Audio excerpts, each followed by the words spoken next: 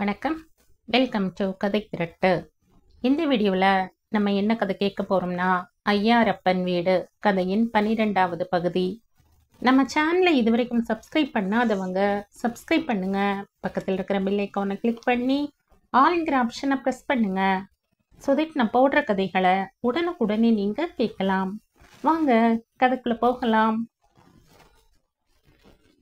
சுப்பு தன் காரை கிளப்பும் நிலையில் அரவிந்த் குறுக்கிட்டான். வேண்டாம் அங்கிள், இந்த மனநிலையில் நீங்க கார் ஓட்ட வேண்டாம், நான் ஓட்டுகிறேன் என்றான். இதற்குள் நளினியும் வந்து காரில் ஏறிக்கொண்டாள். தாத்தாவை பார்த்துக்க வினோ என்று அவளை எச்சரித்தாள். கணேசன், ஜெயந்தி மிகவும் படபடப்புடன் புறப்பட விஜய் வண்டி ஓட்ட அவர்களும் புறப்பட்டார்கள். ஜெயந்தி புலம்பிக் கொண்டே வந்தாள். உனக்கு அப்புறம் எவ்வளோ வருஷம் கழிச்சு பிறந்தவன் தெரியுமா இந்த கடங்கார? அதான் உன்ன மாதிரி பொறுப்பா இல்லாம போயிட்டானோ என்னவோ. என்னம்மா, வண்டி ஆக்சிடென்ட் ஆனதுக்கு இவன் என்னமா பண்ணுவான்? நீ கொஞ்ச நாள் எதுவும் யோசிக்காம பின்னாடி சாஞ்சுண்டு தூங்க முயற்சி பண்ணு. அப்பா, நீங்களும் கொஞ்சம் ரிலாக்ஸ்டா இருங்க. ஹாஸ்பிட்டல் போய் சேர கொஞ்ச நேரம் ஆகும். நீங்க 2 பேரும் கொஞ்சம் தூங்குங்க என்றான் விஜய். பின்னால் வந்த காரில் சுப்பு கோபத்தின் உச்சியில் இருந்தார். கூடவே பயம், படபடப்பு, கவலை எல்லாமும் தான். நளினி கூப்பிட்டதும் அவர் புறப்பட்டு விட்டாரா என்ன? வினோதினி சொன்னதை கேட்டுவிட்டு நளினி சுப்புவிடம் போய் நாம் வெளியே போகலாம் என்று சொன்னவுடன் அவர் இங்கே எகிரி அங்கே குதித்தார்.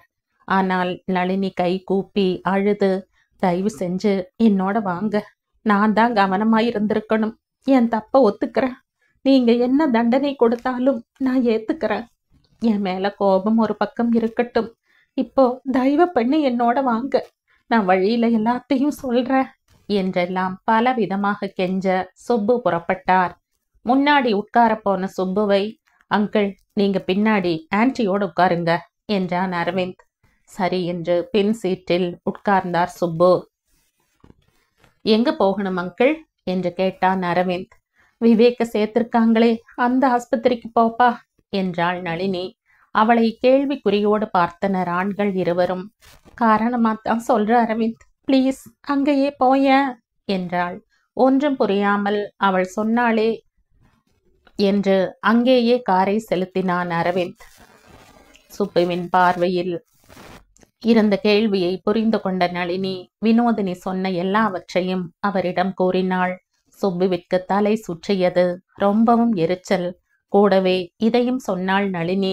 இது ஒரு யூகந்தானே தவிர போய் பார்க்கிற வரை நிச்சயமா என்ன சொல்ல முடியும்?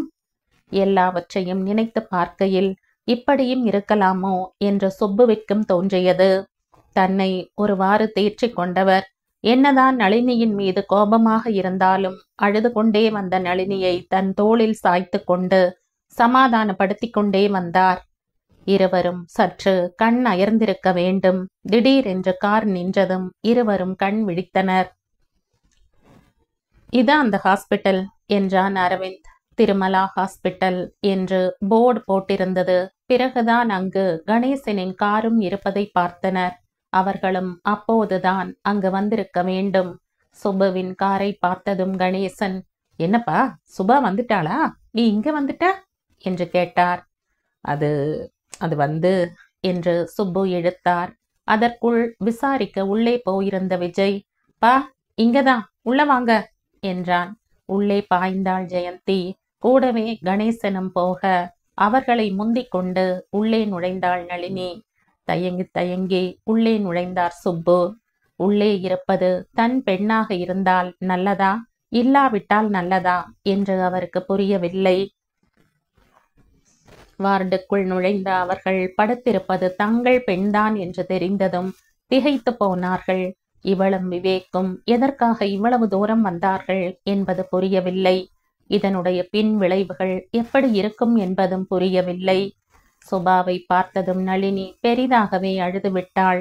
சுபாவிற்கு ரத்தம் சற்று அதிகமாகவே வெளியேறிவிட்டதால் மிகவும் பலகீனமாக இருந்தாள்.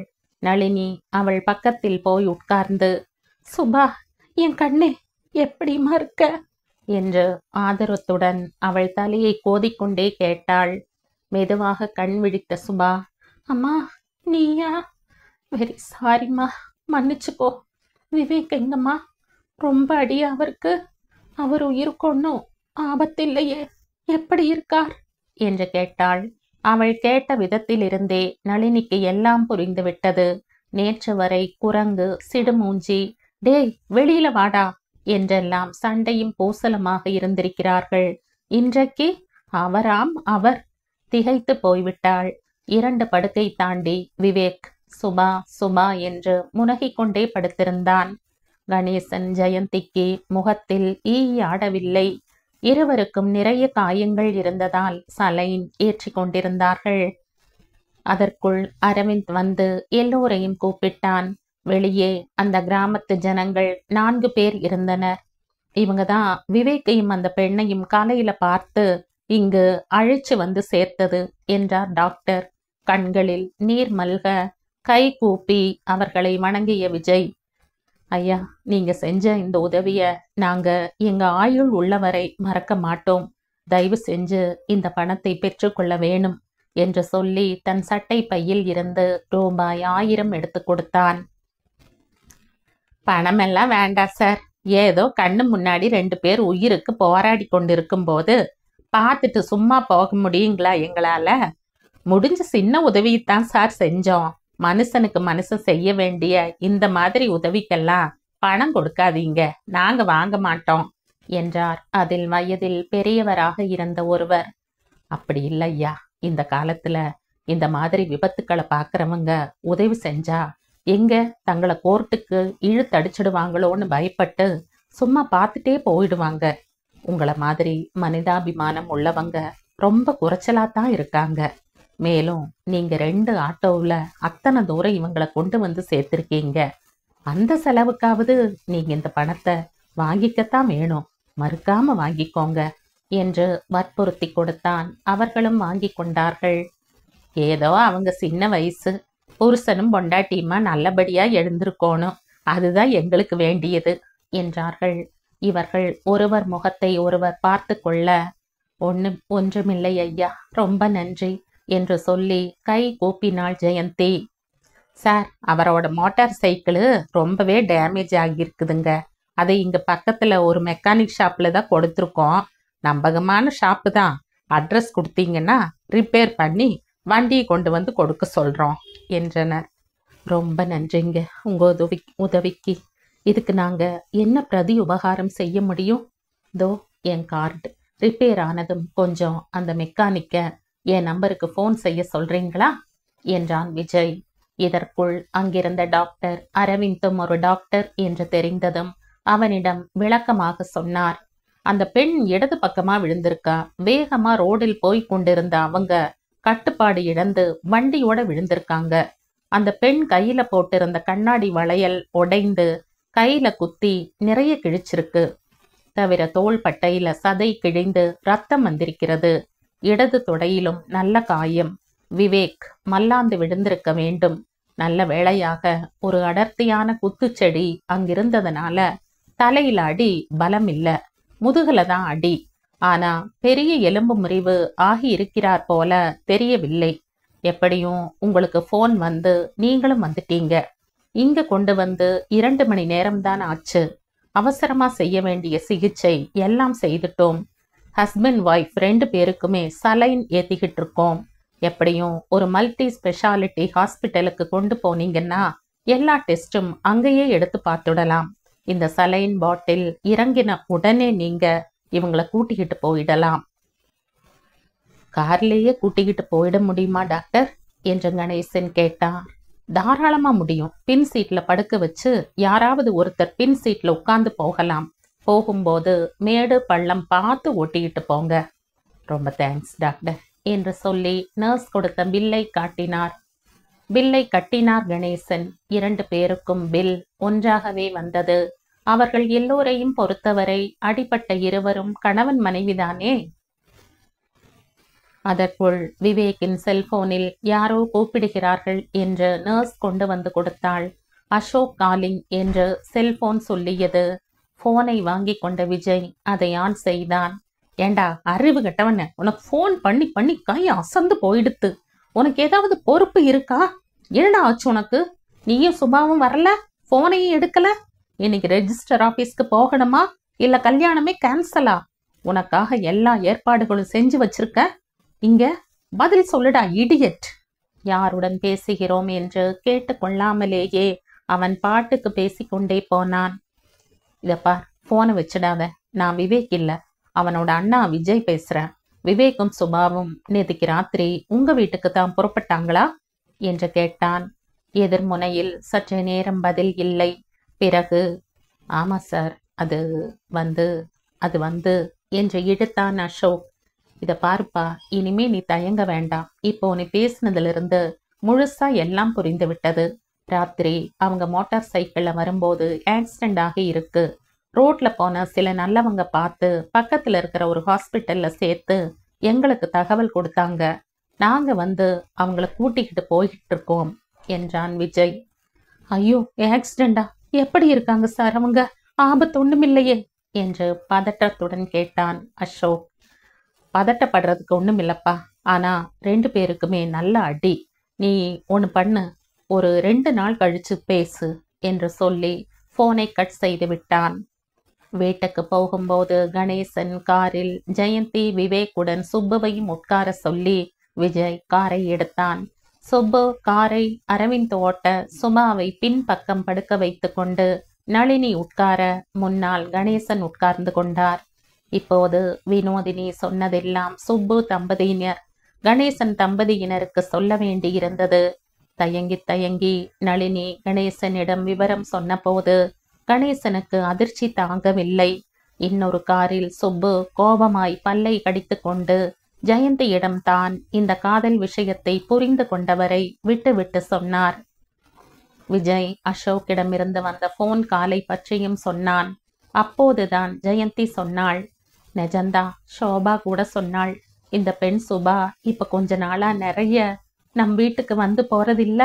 உங்களை மஸ்கா அடிச்சா கொஸ்டின் பேப்பர் ஏதாவது வாங்கி கொடுப்பீங்கன்னு என்னவோ என்று. அதுக்குள்ள அங்கிருந்த வினோ, அவ இப்ப கொஞ்ச நாளா ஒரே பாட்டெல்லாம் பாடிட்டு ரொம்ப ஹாப்பியா இருக்கா, ஏதாவது லவ்வோ என்னவோ என்றாள். நான் திட்டினேன் அப்படி பேசக்கூடாதுன்னு. ஒருவேளை அன்னிக்கே வினோ என்கிட்ட சொல்ல நினைச்சாலும் என்னவோ, இப்பதான் புரியறது எல்லாம். மேற்கொண்டு எதுவும் பேச 2 பக்க பெற்றோருக்குமே பயம். நேரே வீட்டிற்கு அருகே இருந்த ஒரு மல்டி ஸ்பெஷாலிட்டி ஹாஸ்பிட்டலுக்கு கொண்டு போனார்கள். அரவிந்த் ஒரு டாக்டர் என்பதற்கு நல்ல மதிப்பு இருந்தது. உடனேயே சிகிச்சை ஆரம்பித்து விட்டனர். அபாயம் ஏதும் இல்லை என்று டாக்டர்கள் சொல்லவும் அரவிந்த் ஹாஸ்பிட்டலிலேயே இருக்க மற்றவர்கள் வீட்டிற்கு போய் குளித்து டிஃபன் சாப்பிட்டு விட்டு வந்தார்கள். அதற்குள் விவேக்கிற்கும் சுபாவிற்கும் கட்டுகள் போட்டு சலைன் ஏற்றி படுக்க வைத்தனர். சுபாவிற்கு தலையில் ஸ்கேனும் எடுக்க வேண்டியிருந்தது. இதையெல்லாம் பார்த்து கொண்டிருந்த சுப்பிரமணியம் அரவிந்த் கையை பிடித்து கொண்டு கண்ணீர் பெருக்கினார். அங்கிள், உணர்ச்சி வசப்படாதீங்க, எல்லாம் சரியாயிடும் என்று ஆறுதல் சொல்லிக் கொண்டே இருந்தான். அவர்கள் கூடவே இருந்த டாக்டர்களிடம் அவ்வப்போது நிலைமையை தெரிந்து கொண்டு எல்லோருக்கும் ஆறுதல் சொல்லிக் கொண்டிருந்து விட்டு மாலைதான் வீட்டிற்கு போனான். காம்பவுண்டில் எல்லோரும் இவர்கள் ஆரோக்கியத்தை பற்றி மட்டும்தான் கேட்டார்களே தவிர இவர்கள் இருவரும் எங்கே எதனால் ஒன்றாக போனார்கள் என்று எவருமே கேட்கவில்லை. எல்லோருக்கும் எல்லாம் அரசல் புரசலாக தெரிந்துதான் இருந்தது. இப்போது கேட்டு யார் மனதையும் புண்படுத்தக் கூடாது என்பதுதான் அவர்கள் உத்தேசம். ஆயிற்று. ட்ரீட்மெண்ட் முடிந்து விவேக் சுபா இருவரையும் வீட்டிற்கு அழைத்து வந்தாயிற்று. விவேக் 4 நாட்களிலேயே டிஸ்சார்ஜ் ஆகிவிட்டான். ஆனால் சுபா 10 நாட்கள் ஹாஸ்பிட்டலிலேயே இருக்க வேண்டியதாயிற்று. யாரும் யாருடனும் அதிக பேச்சு வைத்துக் கொள்ளவில்லை. விவேக்கிற்கு காயங்கள் எல்லாம் மாறி உடம்பும் குணமாகிவிட்டாலும் இன்னும் ஒரு 10 நாட்களாவது ஓய்வு எடுத்துக்கொண்ட பிறகு வேலைக்கு போகலாம் என்று டாக்டர்கள் சொல்லிவிட்டதால் வீட்டிலேயே ரெஸ்டில் இருந்தான். சுபாவை பார்க்க வரட்டுமா என்று ஷோபா மூலம் கேட்டுவிட்டான். நளினிக்கு சிரிப்புதான் வந்தது. வரட்டும் என்று சொல்லிவிட்டாள். அவன் சுபாவை பார்க்க வந்த நேரத்தில் நல்ல வேளையாக சுப்பிரமணியம் வீட்டில் இருக்கவில்லை. ரூமில் படுத்திருந்த சுபாவின் அருகே ஒரு நாற்காலியை இழுத்து போட்டு கொண்டு உட்கார்ந்தான். சற்று நேரம் அவளையே உற்று பார்த்த விவேக்கின் கண்களில் நீர் வழிந்தது. Sorry Subha, I am very sorry. நான் கண்ணு மண்ணு தெரியாம அப்படி வேகமா வண்டி ஓட்டுனதாலதான் உனக்கு இந்த கதி ஏற்பட்டது. என்ன மன்னிச்சிடு என்றான். இல்ல விவேக், நீங்க தான் என்ன மன்னிக்கணும். நான் உங்களை தூண்டி விட்டதாலதான் நீங்க அவ்வளவு வேகமா போனீங்க. உங்களுக்கும் நல்ல அடின்னு கேள்விப்பட்டு துடிச்சு போயிட்டேன். எல்லாம் என்னாலதான். இந்த ஏற்பாட்டிற்கே நாம் ஒத்துக்கொண்டிருக்க கூடாது. இப்ப பாருங்க, நம்மை பெற்றவர்களுக்கு நம்மால் எவ்வளவு தலை குனிவு. அப்பா என்கிட்ட பேசுவதையே நிறுத்திவிட்டார். என்னால தாங்க முடியல விவேக். நாம இன்னும் சற்று நிதானமா இருந்திருக்கணும். தப்பு பண்ணிட்டோம் என்றாள் கண் கலங்கியபடி. வாஸ்தவம்தான் சுபா, நாம தப்பு தான் பண்ணிட்டோம். எனக்கு அறிவில்லை. உன்னை அடையணுங்கிற உத்வேகத்துல நானும் தப்பு தப்பா யோசிச்சு உன்னையும் சிக்கல்ல மாட்டி விட்டுட்டேன். ஆனாலும் இதுல கூட ஒரு நன்மை நடந்திருக்குது பார். நாம பயந்து செத்து நம்ம காதலை வெளியே சொல்றதுக்கு முன்னாடி அவங்களா நம்ம காதலின் தீவிரத்தை தெரிஞ்சுக்கிட்டாங்க. இப்ப இருக்கிற கோபம் எல்லாம் கொஞ்ச நாள்ல சரியாகி நம்மை சேர்த்து வச்சிடுவாங்க பார். தைரியமா இரு என்று சொல்லி புறப்பட்டான். சுபாவிற்கு பாட விஷயத்தில் வினோதினி, சோபா எல்லோரும் உதவுவதாக சொன்னார்கள். இப்போதுதான் செமஸ்டராக இருப்பதால் தற்போது ஒன்றும் தேவைப்படாது என்று சொல்லிவிட்டாள்.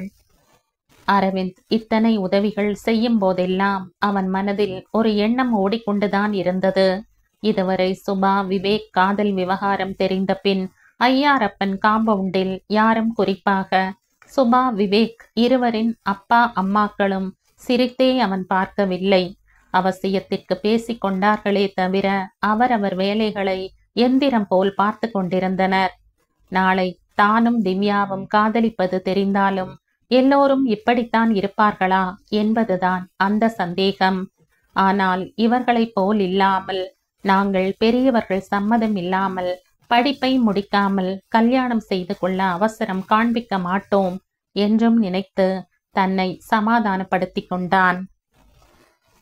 தாயும் பிள்ளையும் ஆனாலும் வாயும் வயிறும் வெவ்வேறாயிற்றே. தந்தைக்கு அது இன்னும் அதிகமாகவே பொருந்தும் இல்லையா? சுப்பிரமணியம் நளினியிடம் கேட்டார். உன் பொண்ணு சொல்லாம போக மட்டும்தான் செஞ்சாளா, இல்ல அதுக்கும் மேல ஏதாவது நடந்திருக்குமா? அவளை கேட்டியா? என்னங்க, நம்ம பொண்ணை நாமளே நம்பலைன்னா எப்படி? இப்படியெல்லாம் ஏன் யோசிக்கிறீங்க என்றாள் நளினி. ஆமா, நம்புற மாதிரிதான் காரியம் பண்ணியிருக்கா. நம்பிண்டே இரு. இந்த மாதிரி ஒரு பெண்ணை பெத்துட்டு பேச்சு வேற என்றபடி வெளியே போய்விட்டார். இதையெல்லாம் கேட்டுக்கொண்டே உள்ளே படுத்து கொண்டிருந்த சுபாஷினி அவமானத்தால் அழுது விட்டாள். அழுகையினோடே அம்மாவிடம், அம்மா, நான் பெரிய தப்பு தான் பண்ணிட்டேன். ஆனா அப்பா நினைக்கிற மாதிரி எல்லாம் ஒண்ணு இல்லம்மா, என்ன நம்பு என்றான். பின்ன என்னத்துக்கடி இப்படி சொல்லாம கொள்ளாம வீட்டை விட்டு போய் தொலைஞ்ச? நாங்க உனக்கு கல்யாணம் பண்ணி வைக்க மாட்டோம்னு நினைச்சியா? ஐயோ அம்மா, அப்படியெல்லாம் இல்ல. விவேக் அம்மா அப்பா அவர் MBA முடிச்சு பெரிய வேலையில சேர்ந்தாதான் கல்யாணம்னு சொல்லிட்டாங்க. அப்பா என்னையும் படிப்பை முடிக்க விட்டு ஹைதராபாத் அத்தை பிள்ளைக்கு கல்யாணம் செய்ய போறதா சொல்லி கொண்டிருந்தார் ஒரு நாள். அதனால நாமளே ரெஜிஸ்டர் மேரேஜ் பண்ணிட்டு அப்புறம் ஒருத்தரும் ஒன்றும் சொல்ல மாட்டாங்கன்னு இப்படி ஒரு முடிவெடுத்தோம். ரெஜிஸ்டர் மேரேஜ் முடிஞ்ச அன்னைக்கு சாயந்தரமே வீட்டுக்கு வரும் எண்ணத்தில் தான் இருந்தோம். சாரிம்மா, ரொம்ப சாரி, மன்னிச்சிடுமா ப்ளீஸ் என்று கை கூப்பி அழுதாள். ஏண்டி, ஒரு 24 மணி நேரம் நீ எங்க போனேன்னு தெரியாம நாங்க தவிச்ச தவிப்பு தெரியுமாடி உனக்கு? உன் மேல எவ்வளவு நம்பிக்கை வச்சிருந்தார் அப்பா, எல்லாத்தையும் நாசமாக்கிட்டியடி. இந்த அதிர்ச்சியில அவருக்கு ஏதாவது ஆகியிருந்தா நான் என்னடி பண்ணுவேன்? நீ படிச்சவ தானே, உன் மனசுல இருக்கிறத எங்கிட்டையாவது சொல்லி இருக்கலாம் இல்லையா? இப்படி எங்களை எரிமலை மேல நிக்க வச்சுட்டு நீ பாட்டுக்கு போயிட்டியே. இப்ப பாக்குறவங்க கேக்குறவங்களுக்கெல்லாம் நான் என்னடி பதில் சொல்லுவேன்? என் பெண் ஒரு ஓடு காலி வீட்டை விட்டு ஓடி போய் திரும்ப வந்திருக்கான்னு சொல்றியா? இனிமே உன்னை எப்படிடி நம்புறது என்று சொல்லி அவளும் அழுதாள். சுபா தலையில் அடித்து கொண்டு அழுதாள். நான் தப்பு பண்ணிட்டேன், பெரிய தப்பு பண்ணிட்டேன், என்ன மன்னிச்சிடுமா என்று முகத்தை மூடிக்கொண்டு அழுதாள். பெற்ற மனம் இளகாமல் இருக்குமா? அன்றைக்கு ஹாஸ்பிட்டலில் போய் அவளை பார்த்ததும் ஏற்பட்ட உணர்ச்சிதான் இப்போதும் ஏற்பட்டது. வயிற்றில் ஜிவ்வென்று ஒரு புரட்டல். தான் பெற்ற பெண் அப்படி படுத்து கொண்டிருப்பதை பார்க்கும் ஒரு தாய்க்கு ஏற்படும் உணர்ச்சிதான் அன்றும் அவளுக்கு ஏற்பட்டது. அப்படியே நெகிழ்ந்து போனாள். சரி, தொலையட்டும், இப்பவாவது உண்மைய சொல்லு, தப்பு ஒண்ணும் நடந்துடலையே. படுத்து கொண்டிருந்த சுபா பளிச்சென்று எழுந்து அப்படியே அவள் அம்மா கால்களில் வீழ்ந்தாள். அப்பா மேல சத்தியம், எந்த தப்பு நடந்துடலம்மா என்றாள் அழுதபடி. பதறிப்போன நளினி அவளை அப்படியே அணைத்து கொண்டு மறுபடியும் படுக்கையில் படுக்க வைத்தாள். அவ்வப்போது விவேக்கும் வந்து பார்த்துவிட்டுத்தான் போனான். கூடுமானவரை சுப்பிரமணியம் இல்லாத சமயமாக பார்த்துத்தான் வருவான். இருவரும் கவலைகளை பரிமாறிக்கொள்வார்கள். ஆனால் பொறுமையாக இருந்தார்கள். இது இப்படி இருக்க விவேக் வீட்டில் அசாதாரணமான மௌனம் நிலவியது. அவனை ஹாஸ்பிட்டலில் இருந்து டிஸ்சார்ஜ் செய்து வீட்டுக்கு அழைத்து வந்த ஜெயந்தி கீழ் ரூமிலேயே கட்டிலில் படுக்க வைத்து பார்த்து கொண்டாள். என்னதான் எலும்பு முறிவு ஒன்றும் இல்லை என்றாலும் மாடி ஏறி இறங்கும் சிரமம் வேண்டாம் என்று கீழேயே அவன் தங்க ஏற்பாடு செய்து விட்டாள். பெற்ற மனது அவன் தவறுகளை மன்னித்து ஏற்றுக்கொள்ள தயாராகிவிட்டாலும் கணேசன் அதற்கு தயாராக இல்லை. அன்று மாலை கணேசன் ஏதோ வேலையாக விவேக் இருந்த ரூமுக்குள் வந்தபோது அவரை பார்த்த விவேக் பா என்று கூப்பிட்டான். அதை சிறிதும் சட்டை செய்யாத கணேசன் திரும்பி போக எத்தனித்தார். இதை கவனித்த விவேக் சற்று உரத்த குரலில் அப்பா என்று மறுபடியும் கூப்பிட்டான். சார், கூப்பிட்டீங்களா என்று கேட்டார் கணேசன். என்னப்பா இது, இப்படி பேசுறீங்க என்று வருத்தத்துடன் கேட்டான். பின்ன எப்படி சார் பேசணும்? நீங்க ரொம்ப பெரிய மனுஷன் ஆயிட்டீங்க. தோளுக்கு மேல வளர்ந்தால் தோழன்னு சொல்லுவாங்க. நீங்க தோளுக்கு மேல மேல வளர்ந்து எங்கேயோ போயிட்டீங்க. இப்ப உங்களை மகன்னு கூப்பிட முடியாது. உங்களை தோழனா வச்சுக்கிற தகுதியும் எனக்கு இல்லை. பின்ன எப்படி கூப்பிடுறது?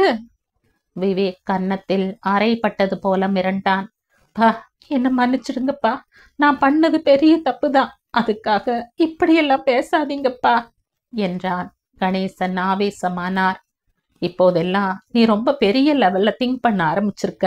நாங்கள் எல்லாம் வேண்டாம்னு நீயே ஃப்ரெண்ட்ஸ் மூலமா ஏதேதோ ஏற்பாடுகள் செஞ்சுட்டு இருக்க. நாங்க ஏதாவது சொன்னா எங்களை ஆட்களை விட்டு கவனிச்சுடுவியோன்னு கூட பயமா இருக்கு. நீ ரொம்ப பெரிய மனுஷன் ஆயிட்ட. இனிமே நாங்க எதுக்கு? நீ ஆபீஸ் விஷயமா தான் அடிக்கடி வெளியூர் போறேன்னு நாங்க இத்தனை நாள் நினைச்சுட்டு இருந்தோம். நேத்திக்கு மாதிரி தான் நீ இத்தனை நாளும் வெளியூர் போயிட்டு இருந்தேன்னு இப்பதான் புரிகிறது. ஆமா, இந்த சுபா எத்தனையாவது பொண்ணு? எல்லாம் முடிஞ்சாச்சா? இந்த விபத்து மட்டும் நடக்கலைன்னா நீ எங்களை எல்லாம் தலை முழுகிட்டு போயிருப்ப இல்ல? அப்படி எங்களை எல்லாம் ஒதுக்கும்படியா நாங்க என்னப்பா தப்பு செஞ்சோம்? ஆவேசமாக பேச ஆரம்பித்தவர் அழுகையுடன் முடித்தார். விவேக் தன் தவற்றின் வீரியத்தை உணர்ந்து பதில் பேச முடியாமல் தலை குனிந்து கண்ணீர் உகுத்தான். இதையெல்லாம் கேட்டுக்கொண்டே வந்த ஜெயந்தி கணேசனை சமாதானப்படுத்த முயன்றாள். இத பாருங்க, கொஞ்சம் அமைதியா இருங்க. அவனை இன்னும் சின்ன குழந்தையா நினைச்சு நாம நடந்துகிட்டதுதான் நம்ம தவறு. இப்ப அடிபட்டுக்கிட்டு வேற வந்திருக்கான். இவன் பூரணமா குணமாகட்டும், அப்புறமா இத பத்தி பேசலாம். இன்னும் என்னடி பேசுறதுக்கு இருக்கு? நாம் என்ன கல்யாணமே பண்ணி வைக்க மாட்டோம்னு சொன்னமா?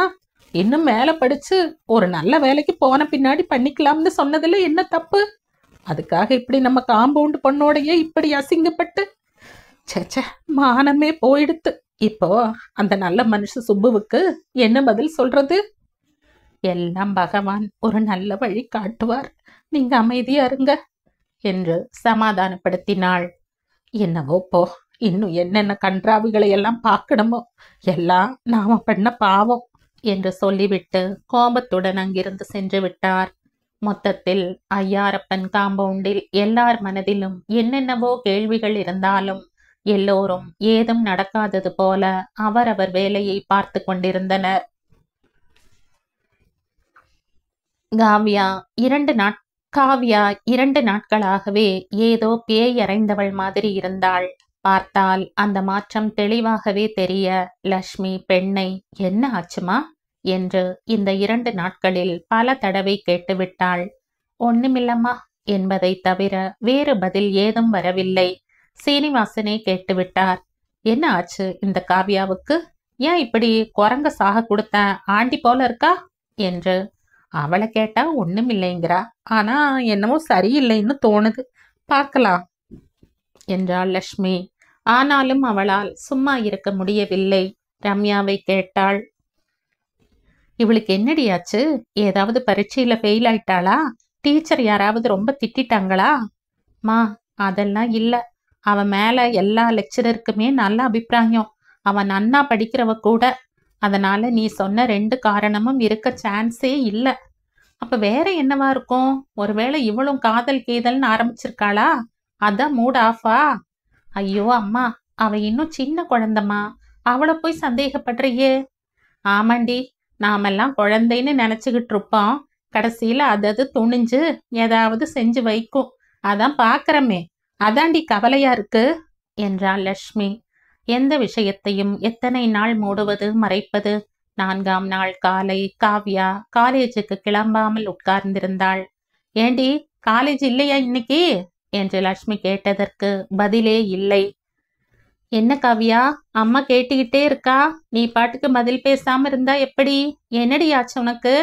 அதற்கும் பதில் இல்லாமல் போகவே ரம்யா, ஏய் வாடி இங்க, என்ன நினைச்சுக்கிட்டு இருக்க நீ என்ற குரலை உசத்தி கையை பிடித்து அரை நடுவே இழுத்து நிறுத்தவும் காவ்யா அழ ஆரம்பித்து விட்டாள். என்னடி, என்ன நடந்தது? சொல்லி தொலைய, வயித்த கலக்கிறது என்று பரபரத்தாள் லட்சுமி. சொல்லு காவ்யா, ஏதானாலும் அதற்கு தீர்வு உண்டு. கவலைப்படாம சொல்லு. அம்மாவும் அக்காவும் தானே கேக்குறோம். என்ன நடந்தது? நான் இனிமே காலேஜுக்கு போக போறதில்லம்மா என்று சொல்லி கேவினாள். ஏன்? கேவி கேவி அழுது கொண்டு காவ்யா சொன்ன விஷயம் இதுதான். ஒரு 10 நாளாகவே ஒரு பையன் இவளை சுத்தி சுத்தி வரானாம். பின்னாடியே வந்து விசிலடிப்பானாம். கண்ட பாட்டையெல்லாம் பாடி என்னென்னவோ சைகைகள் எல்லாம் பண்ணுவானாம். 3 நாட்கள் முன் இவள் காலேஜுக்கு போகும்போது சைக்கிளை வேகமாக உரசற மாதிரி வந்து சுத்தி சுத்தி பாடினானாம். கடைசியில் அவன் உரசினதும் இவள் தன் செருப்பை தூக்கி, ஏண்டா செருப்படி வேணுமா என்று கேட்டுவிட்டாளாம். கேட்டுவிட்டு இவள் வேகமாக நடக்க அவன், ஏண்டி எங்கிட்டயா செருப்ப காண்பிக்கிற? இரு, இன்னைக்கு சாயந்தரமே உன்னை தூக்கிடுறண்டி என்று கத்தினானாம். சாயந்தரம் இவள் கிளாஸ் முடிந்தாலும் காலேஜ் முடியும் வரை காத்திருந்து எல்லோருடனும் வெளியே வந்ததால் வழியில் இன்னும் 4 ரவுடிகளுடன் காத்திருந்த அவனால் ஒன்றும் செய்ய முடியவில்லையாம். ஆனால் பல்லை கடித்து கொண்டு அடித்தொண்டையில், இன்னைக்கு தப்பிச்சுக்கிட்டோம்னு சந்தோஷப்பட்டுக்காதடி, நாளைக்கு இதே வழியில தானே வரணும், அப்ப வச்சுக்கிறேன் உன்ன என்று சொல்லிவிட்டுத்தான் போனானாம். இத்தனையும் சொல்லிவிட்டு ஓவென்று அழுதாள் காவ்யா. அதனால் எனக்கு காலேஜ் போகவே பயமா இருக்கு என்றாள். ஏமா, என்கிட்ட சொல்லியிருக்கலாம் இல்லையா என்று கேட்டாள் லட்சுமி. எப்படிம்மா சொல்லுவேன்? நான் ஏதாவது சொன்னா நீ என்ன பண்ணியோ, இல்லாட்டா உன் பின்னால மட்டும் ஒருத்தன் வருவானாடின்னு என்னத்தான் திட்டுவ. இப்ப எனக்கு வெளியே போகவே பயமா இருக்கு. காலேஜ் வேண்டாம்மா, நான் பாட்டுக்கு கரஸ்பாண்டன்ஸ் கோர்ஸ்லயே படிக்கிறேன் என்று சொல்லி தேம்பினாள். ஏய் லூசு, ஒளராத. தான் வேலையை மட்டும் பார்த்துக்கிட்டு போற பெண்களை கூடத்தான் ரவுடி பசங்க கலாட்டா பண்ணுவாங்கங்கிறது எல்லாத்துக்கும் தெரிஞ்ச விஷயம்தான். இதுக்கு உன்னை யாராவது திட்டுவாங்களாடி என்றாள் ரம்யா. நீ அடக்க ஒடுக்கமா அந்த பக்கம் இந்த பக்கம் பார்க்காம போனா உன்னையே அவன் துரத்துறான்னு அப்பா நிச்சயமா கேட்பாருமா. அதான் ரொம்ப பயமா இருக்கு என்று அம்மா மடியில் தலையை புதைத்து கொண்டாள். போடி பைத்தியம், ரங்கராஜா அண்ணா கிட்ட ஒரு வார்த்தை சொன்னா போறாதா? ஒரே நாள்ல உன் பிரச்சனையை தீர்த்துடுவார். அந்த பசங்க துண்டை காணும் துணியை காணும்னு ஓடிட மாட்டாங்களா? பைத்தியம் மாதிரி உனக்கு நீயே வேதனைப்பட்டுண்டு இருந்திருக்கியே. போகட்டும், ஒரு 2-3 நாளைக்கு நீ காலேஜ் போக வேண்டாம், எல்லாம் சரியாயிடும். நீ போய் குளிச்சு சாப்பிட்டுட்டு வீட்லயே ஏதாவது படி என்றாள் லட்சுமி. இந்த ஆதரவு தந்தால் தான் குழந்தைகள் மனதில் ஒரு நம்பிக்கையும் தைரியமும் வரும் என்பதுதான் அவள் எண்ணம். ரம்யாவிற்கு அன்று லீவ் ஆதலால் அவளிடம் காவ்யாவை பார்த்து கொள்ள சொல்லிவிட்டு ரங்கராஜன் வீட்டிற்கு போனாள். நல்ல வேளையாக ரங்கராஜன் வீட்டிலேயே இருந்தார். இவள் முகத்தில் இருந்த கலவரத்தை பார்த்ததுமே ஏதோ பிரச்சனை என்று தெரிந்து கொண்டார். உட்காருமா லட்சுமி, என்னாச்சு? ஏன் கலவரமா இருக்க என்று கேட்டார் ரங்கா. லட்சுமி எல்லா விஷயத்தையும் விபரமாக சொன்னாள். எல்லாவற்றையும் கேட்டுக்கொண்டே வந்த தேவிகா, என்ன டிஎஸ்பி சார், உங்க ராஜ்ய பரிபாலனம் இவ்வளவுதானா? உங்கள் ராஜ்யத்தில் இப்படி ஒரு தவறு நடக்கலாமா என்று ஜோக்கடித்தாள். அவளை ஒரு முறை முறைத்தார் ரங்கராஜன். என்னம்மா, எதுக்கா இப்படி பதட்டப்படுற? இது ரொம்ப சின்ன விஷயம்மா. சரி, என்கிட்ட விஷயத்த சொல்லிட்ட இல்ல, இனி நான் பாத்துக்கிறேன். நீ போய் காவியாவ நான் வர சொன்னேன்னு சொல்லிட்டு நீ நிம்மதியாயிரு என்றார். அண்ணா, அவ இப்ப வருவாள்னு எனக்கு தோணல, ரொம்ப அழுதுண்டிருக்கா என்றாள் லட்சுமி. சரி, மத்தியானம் நான் சாப்பிட வரும்போது வர சொல்லு, ஒன்னும் பயப்பட வேண்டாம்னு சொல்லு என்றார் ரங்கா.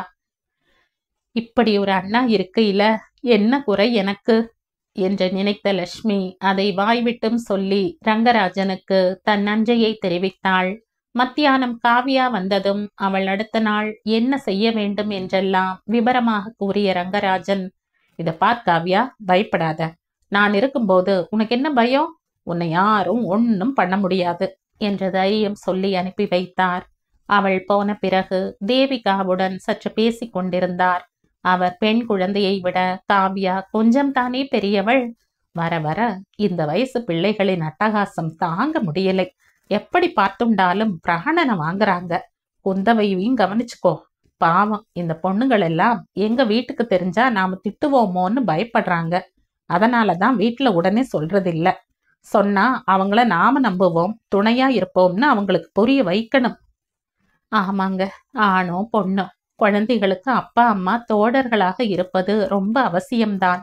நம்ம ராஜேந்திரன் விஷயத்தில் கூட நாம ஏமாற தெரிந்தோம். என்னவோ எல்லாருமா சேர்ந்து மீட்டு கொடுத்துட்டாங்க என்றாள் தேவிகா பெருமூச்சுடன். இப்போதெல்லாம் அவன் ரொம்ப நல்ல பையனாகி விட்டான் இல்லையா? ஆனாலும் கவனமா இரு என்றார் ரங்கா. இல்ல, இனிமே அவனை பத்தி பயமே இல்ல, முழுசா மாறிட்டான் என்று தேவிகா உத்தரவாதம் கொடுக்க ரங்கா ஆபீஸுக்கு கிளம்பினார். அன்றைக்கு மாலை ஐயாரப்பன் வீட்டு அனைத்து ஆண்களுமே கூடியிருந்தார்கள். விவேக் தவிர. சீனிவாசன் பேச ஆரம்பித்தார். என்ன வரதன் சார், என்ன பண்ண போறீங்க மேற்கொண்டு? எதற்கு மேற்கொண்டு புரியலையே என்றார் வரதன். பிள்ளைக்கு தாத்தான்னா உடனே முறுக்கிக்க கூடாது. என்ன யோசிச்சிருக்கீங்க விவேக் விஷயத்தை பத்தி என்று கேட்டார் சீனிவாசன். சிறுபிள்ளைத்தனமா நடந்துட்டா இல்லையா என்று ராமநாதன் சொல்ல, அதற்கு ரங்கராஜன், ஏய், சிறு பிள்ளைங்க தான்ப்பா காதலிப்பாங்க, பின்ன நீயும் நானுமா காதலிக்க முடியும் சொல்லு என்றார். தன் ஜோக்கிற்கு தானே சிரித்து கொண்டு சுற்றம் முற்றம் பார்த்தால் எல்லோரும் சீரியஸாகத்தான் இருந்தனரே ஒழிய யாரும் சிரிக்கிறார் போல இல்லை. வரதனுக்கு அன்று காலை தன் வீட்டில் நடந்ததெல்லாம் நினைவுக்கு வந்தது. காலை அப்பா அம்மா, அண்ணா அண்ணி, தங்கை, அண்ணா பையன் எல்லோரும் வெளியே போக காத்திருந்தான் போலிருக்கிறது. விவேக் பாட்டி தோசை வார்த்து போட மேடையிலேயே ஒரு பக்கத்தில் உட்கார்ந்து கொண்டு சட்னி சாம்பார் என்று தொட்டு கொண்டு வெளுத்து கட்டி கொண்டிருந்தான். என்ன இருந்தாலும் என் பட்டு பாட்டி வார்க்கும் தோசைக்கு ஈடே கிடையாது. இதே தோசமாவ யார் கையில கொடுத்தாலும் கெடுத்துடுவாங்க என்றான் அனுபவித்து சாப்பிட்டு கொண்டே. என்ன, என் பேராண்டிக்கு என்ன வேணும்? ரொம்பவே ஐஸ் வச்சாரது என்றாள் பரிமளா. என்ன பாட்டி, நிஜமா ஆத்மார்த்தமா சொல்றேன், ஐஸுங்கிறையே என்றான் விவேக். தொடர்ந்து, என் பாட்டி, நான் உன் செல்ல பேரன்னு தான் பேரே ஒழிய நீ என் விஷயத்துல ஏதாவது அக்கறை எடுத்துண்டியா சொல்லு என்றான். அப்போது அங்க வந்த வரதன், நீயே தான் ஓவரா எடுத்துண்டு ரெண்டுங்கட்டானா ஏதேதோ பண்ணி வச்சிருக்கியே என்றார். போ தாத்தா, நீ ஒரு நாள் கூட என்ன சப்போர்ட் பண்ண மாட்ட, எனக்கு தெரியும். ஏண்டா மடையா, தானே எல்லாம் நடக்குங்கிற போது உனக்கு என்ன அவசரம்? ஆமா, உனக்கு 20 வயசுலயே கல்யாணம் ஆயிடுத்து, உனக்கு ஏன் அவசரம் என்ன புரியும் என்று பல்லிடுக்கில் முணமுணத்தான் விவேக். ஏண்டா முணமுணங்கிற, உங்க அப்பா இன்னும் சகஜ நிலைமைக்கே வரல, அவங்கிட்ட யார் பேசுறது என்றார் வரதன். ஆமாண்டா, நீ இந்த அசட்டுத்தனம் பண்ணாம இருந்திருந்தா பேச எங்களுக்கு வாய் இருக்கும். இப்ப வாயை திறக்கவே பயமா இருக்குடாப்பா என்றாள் பரிமளா. ஆமா, நிஜமாத்தான் கேக்குறேன், உனக்கு இப்ப கல்யாணத்துக்கு என்ன அவசரம் என்றார் வரதன். நீங்க பேசாம இருங்க, நம்ம கல்யாணத்தும் போது உங்களுக்கு 21 வயசுதான், எனக்கு 16 வயசுதான். அதுக்குள்ளேயே நீங்க என் பின்னாடி எப்படி சுத்தி இருப்பீங்க பாட்டி பாட்டி சொல்லு பாட்டி, இவர் என்ன பண்ணார்? சொல்லு பாட்டி என்றான் விவேக். ஏய் சும்மாரு என்றார் வரதன். ஆமா, நான் எங்க போனாலும் பின்னாலேயே வந்து நிற்பார் உங்க தாத்தா.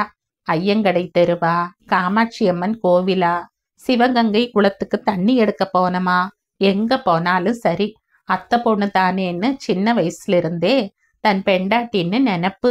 வீட்டுல பார்த்துட்டு இனிமே தாக்கு பிடிக்க முடியாதுன்னுட்டு தான் என் ஸ்கூல் படிப்பை கூட நிறுத்திட்டு கல்யாணத்தை பண்ணி வச்சுட்டாங்க.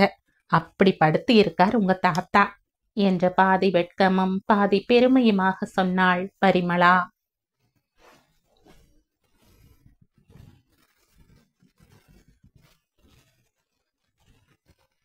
இந்த கதையின் தொடர்ச்சியை அடுத்த பதிவில் கேட்கலாம். நன்றி.